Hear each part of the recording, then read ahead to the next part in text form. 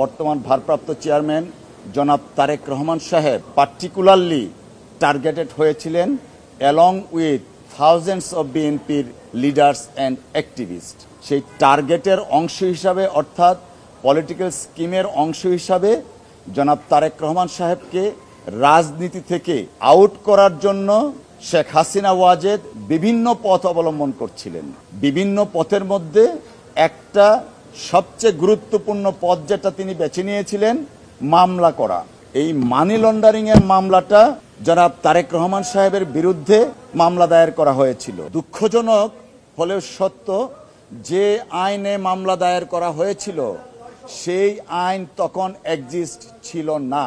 অর্থাৎ আপনাদের মনে আছে জরুরি অবস্থার সময় কিছু অর্ডিন্যান্স প্রনাউন্স করেছিলেন মহামান্য রাষ্ট্রপতি। সেই অর্ডিন্যান্সের মধ্যে একটা অর্ডিন্যান্স ছিল যে অর্ডিন্যান্সটা পার্লামেন্ট কর্তৃক রেটিফাইড হয়নি।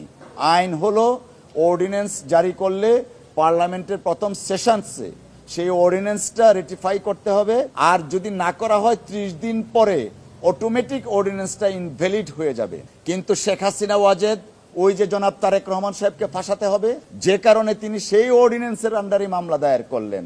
মামলাটাই ছিল ভয়েড অব ইনিশিও, অর্থাৎ এই মামলা এই আইনে চলতে পারে না। কিন্তু ক্ষমতার দম্ভ, রাষ্ট্র এবং আদালতকে কুক্ষিগতা করার মাধ্যমে শেখ হাসিনা ওয়াজেদ এই মামলাটা ট্রায়াল করালেন। সেটা ট্রায়াল ছিল শুধুমাত্র আইনগত ট্রায়াল নয়, ট্রায়ালটা মূলত ছিল আপনাদের জন্য মিডিয়া ট্রায়াল। মিডিয়া ট্রায়ালের মাধ্যমে শেখ হাসিনা ওয়াজেদ চেষ্টা করেছিলেন জাতীয় এবং আন্তর্জাতিকভাবে জনাব তারেক রহমান সাহেবের ইমেজকে প্রশ্নবিদ্ধ করার জন্য, কিন্তু হালে পানি পায়নি। কিভাবে? যখন এই মামলা 2011 সনের রায় হলো, সেই রায়ের ট্রায়াল কোর্টে যিনি বিচারক ছিলেন মোতাহার হোসেন সাহেব, তিনি কাগজপত্র দেখে দেখলেন কিছুই নেই জনাব তারেক রহমান সাহেবের বিরুদ্ধে, যে কারণে জনাব রহমান সাহেব বেকসুর খালাস করে দিয়েছিলেন। আর সেই বেকসুর খালাসের জন্য শেখ হাসিনা ওয়াজেদ তার যে রিভেঞ্জ নেয়ার সেইটা পারলেন না, পারলেন কিছুটা মোতাহার সাহেবের উপর। এই খালাসের জন্য মোতাহার সাহেবকে দেশান্তরী হতে হয়েছে আনফরচুনেটলি। এবং বন্দুক ধরেছিল, আপনারা পড়েছেন ওনার বক্তব্য, বন্দুক ধরেছিল যেন তারেক রহমান সাহেবকে যেন তার বিরুদ্ধে যেন রায় দেয়া হয়। মোতাহার সাহেব আইনের শাসনে বিশ্বাসী ছিলেন বিদায় তিনি তারেক রহমান সাহেবকে খালাস দিলেন। পরের ঘটনা অত্যন্ত আরো বেশি নাটকীয়। আমাদের এই পাক ভারত উপমহাদেশে ট্রায়াল কোর্টে অ্যাকুইটাল অর্থাৎ খালাসের এগেনস্টে হাইকোর্টে এসে আপিল করে সংখ্যায় খুব নগণ্য।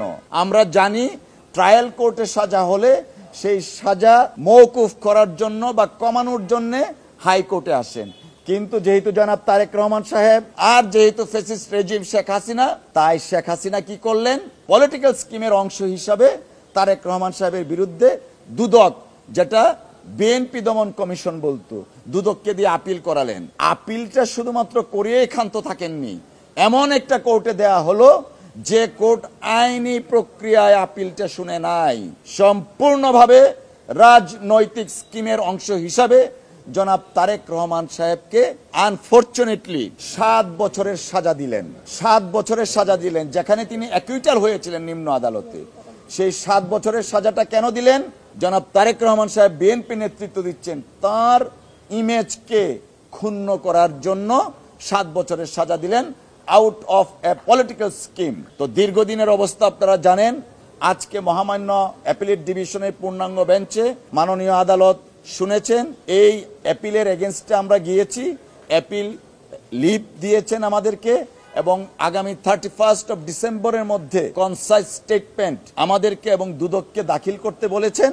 আর সবচেয়ে উল্লেখযোগ্য হচ্ছে শেখ হাসিনা ওয়াজেদ যে 7 বছরের সাজা দিয়েছিলেন সেই সাজাটা স্টে করা হয়েছে। এই মামলায় 2 জন আসামি, 2 জনের ক্ষেত্রে 2টি আপিলে সাজা স্টে করা হয়েছে। জনাব তারেক রহমান সাহেব দেশে ফিরবেন, উনি সারা বাংলাদেশের মানুষ যারা অপেক্ষা করছেন, বিএনপির শত সহস্র নেতাকর্মী অপেক্ষা করছেন ওনার জন্য।